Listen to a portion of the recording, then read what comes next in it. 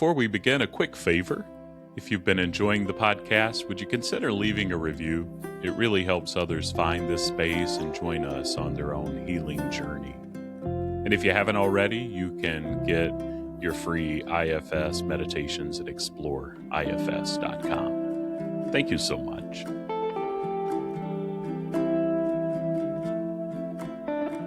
Welcome back to IFS Meditations and Insights. I'm Tim Fortescue, your guide on this journey toward wholeness through the lens of internal family systems.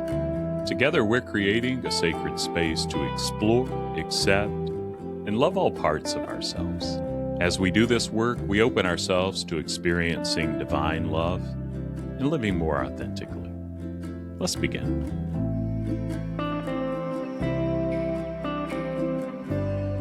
In this session, we're spending time with two practices that don't get nearly enough attention in the IFS and parts work world. At least that's my opinion. And yet, in my experience, they quietly shape everything. The first is setting an intention before turning toward our parts. The second is returning, going back to check in after something meaningful has been shared. Neither of these is dramatic. Neither produces a breakthrough you can post about often. But over time, they change the inner climate. They shift what it feels like to be inside your own system.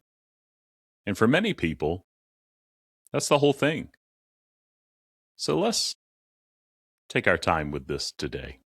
If you're newer to IFS, it helps to start with the foundational idea that makes all of this make sense. In internal family systems, we understand the mind as naturally multiple. That's not a metaphor. It's a framework for how the psyche actually works. We all carry different parts, the part that worries, the part that pushes hard to perform, the part that shuts down when things feel like too much, the part that's been carrying an old wound for a long, long time. These parts aren't pathology. They're not problems to be fixed. They're members of an inner family, each one doing its best to protect you, often in ways that made complete sense once, even if they're complicated now. And beneath all of them, underneath every part, there's what IFS calls the self. Calm, curious, compassionate, present. Not a part among parts, but the one who can be with them all. When we do IFS work, we're not trying to eliminate our parts or quiet them by force. We're building a relationship. We're practicing to be with them in a way they may never have experienced before. And that's exactly why intention matters. When we turn toward our inner world, something in us is always leading. The question is who? Sometimes it's self, grounded, open, genuinely curious. Other times it's a part that wants to fix things quickly, or a part that's tired of feeling the same way again. Setting an intention slows the process down just enough to notice who is actually at the wheel. Now, an intention in IFS isn't a goal. It's not a plan. It's more like an orientation, a quiet inner stance that you bring into contact with your parts before anything else happens. It might sound like, I'm here to understand. I want to listen, not fix. I'm open to whatever shows up. I'm not here to make you different. I just want to know you. These aren't magic words. They're honest signals. And parts are exquisitely sensitive to honesty. Here's something that tends to land for people when they really sit with it. Parts aren't fooled. If a manager part is moving toward an exile with the hidden agenda of, I need this to stop, The exile can feel that. Even if the words are kind, the emotional atmosphere is one of pressure. But when self approaches, or when we're more self led, and remember, it only takes a drop, but when that genuine curiosity without an agenda emerges, something shifts, the emotional temperature changes. Parts often soften, not because they've been coaxed, but because for the first time, they feel the difference between being managed and being met. Intention shapes that atmosphere. Even in sessions where nothing dramatic happens, where no insight arrives, no unburdening occurs, the quality of intention still influences whether a part felt seen or studied, whether they felt rushed or respected, whether they came away with a little more trust or a little less. Over time, parts develop a sense of inner leadership.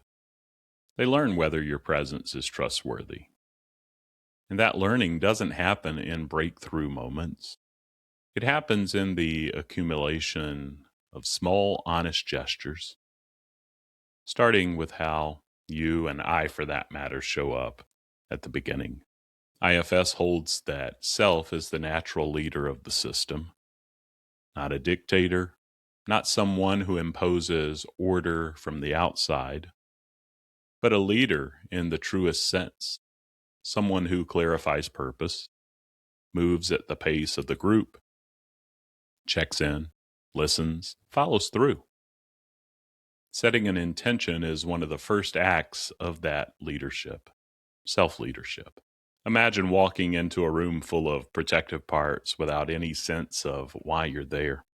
Those parts might wonder, what's the agenda here? Are we being analyzed? Are we about to be forced into something uncomfortable? That uncertainty keeps defenses up. But when you arrive with a clear, honest intention, I'm here to understand, not to control. The emotional environment shifts, defenses lower, curiosity becomes possible, connection becomes possible. And something else happens too. The parts that are more skeptical, the ones that have seen many well-intentioned attempts come and go, they're watching. They want to know whether this time is different. Your intention is the first evidence they're gathering. Now I want to turn to the second practice, because this one is often overlooked, and I think it matters just as much. In IFS, when a part shares something vulnerable, especially in exile, something real and tender has happened. A door opened, something was risked, and then life continues. The session ends, days pass. For many people, that's where the inner work quietly fades. Not from lack of care, just from the pace of life, the busyness, the way attention naturally moves on. But parts don't experience time the way our everyday minds do. They hold what happened. They notice whether someone came back. And for exiles in particular, parts that often carry burdens of invisibility, neglect, or abandonment, the pattern of someone showing up and then disappearing isn't new. It's often exactly the wound. When you return, even briefly, you interrupt that pattern. Going back might sound like, I've been thinking about what you shared. How has it been since we talked? Is there anything you want me to know today? I haven't forgotten you. There's no pressure for the part to respond. The returning itself is the message. Think for a moment about a relationship in your own life, one where someone was consistently present, where they followed up, where they remembered what mattered to you without being asked. Something about that consistency changes how you hold yourself in relation to them. You don't have to stay on guard. You can let down a little. You trust that if something falls through the cracks, it'll be noticed and repaired. That's what returning creates inside the system. When parts experience consistency, protective parts often don't have to work quite as hard. Exiles feel a little less alone. The system becomes less reactive because the system is beginning to believe something it may never have believed before. And this is a relationship, not a one-time visit, not crisis management, a real ongoing relationship. And relationships evolve through contact, not through intensity. It's worth naming what happens in absence of returning, not to create guilt, but because awareness opens possibility. When parts are only visited when they're causing problems, when we only notice the anxiety when it's loud, the critic when it's sharp, the grief when it breaks through, we're inadvertently reinforcing a pattern. You matter when you're a problem. Protective parts learn this and respond accordingly. Managers tighten their grip. Firefighters escalate faster. Exiles go deeper underground or push harder to be seen. Consistency, even in small doses, interrupts that cycle. A brief check-in sends a different message entirely. You don't have to escalate to get my attention. I'm here. And for the parts that have been waiting a very long time to hear something like that, those words, felt from the inside, can be genuinely healing. Let's take a few minutes to practice this together. If it feels okay, let your eyes close or soften your gaze. Take a breath. Let it out slowly.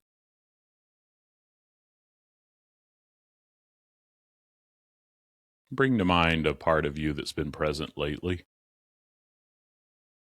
Maybe one that's been anxious or restless or tired or quietly sad. You don't have to name it perfectly. Just notice what's there.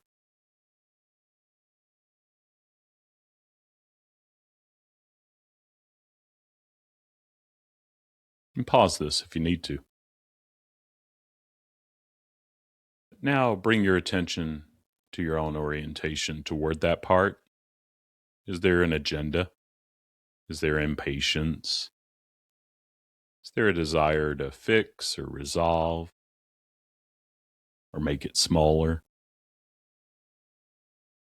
Just notice without judgment.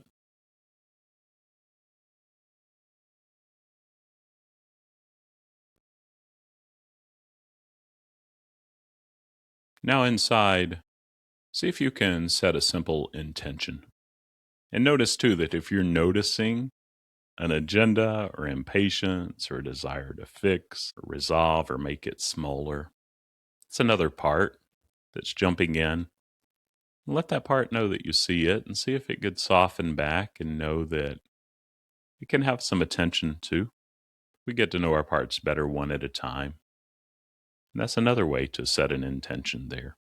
And then turn back toward the original part that emerged and see if you can set a simple intention with that one. Maybe it's something like, I'm here to understand you, not to change you, just to know you a little better.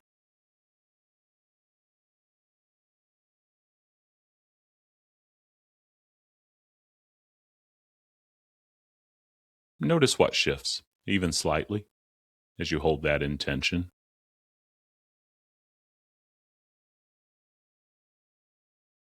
And now from that same place, imagine returning, coming back tomorrow or later this week, not with a plan, just checking in. And then if it feels right, say to this part, I haven't forgotten you. I'll come back. See how that lands.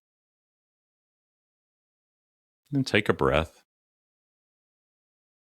and gently let your attention return to where you are.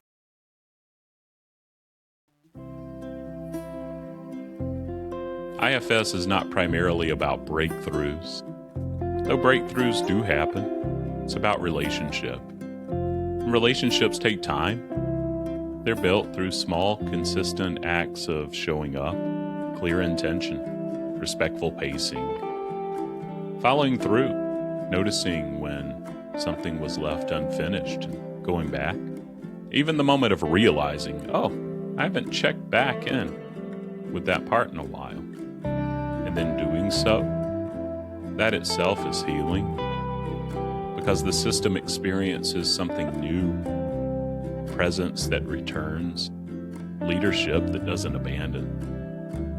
You don't have to do this perfectly. Perfection isn't what parts are looking for. What they're looking for is something closer to what any of us hope for in a relationship. Someone who keeps showing up. Before we close, I want to offer a few questions to carry with you.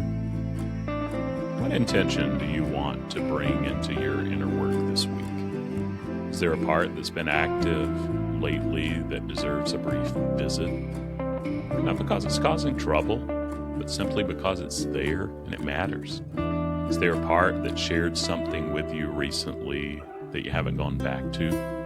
What would it feel like to simply say from the inside, I remember you? Small, quiet gestures create real internal shifts. Not always quickly, but durably.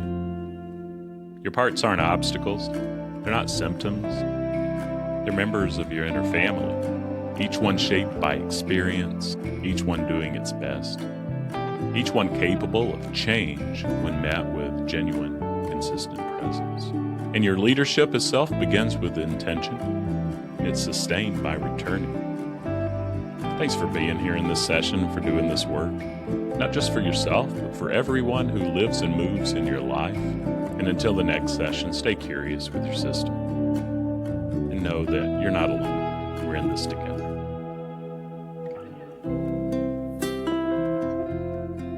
That wraps up another episode of IFS Meditations and Insights. If today's episode was meaningful to you, please follow, subscribe, and share with someone who might need it. A positive review helps more people find this healing work. And don't forget, you can get your free IFS meditations at exploreifs.com. And until our next session, be gentle with yourself.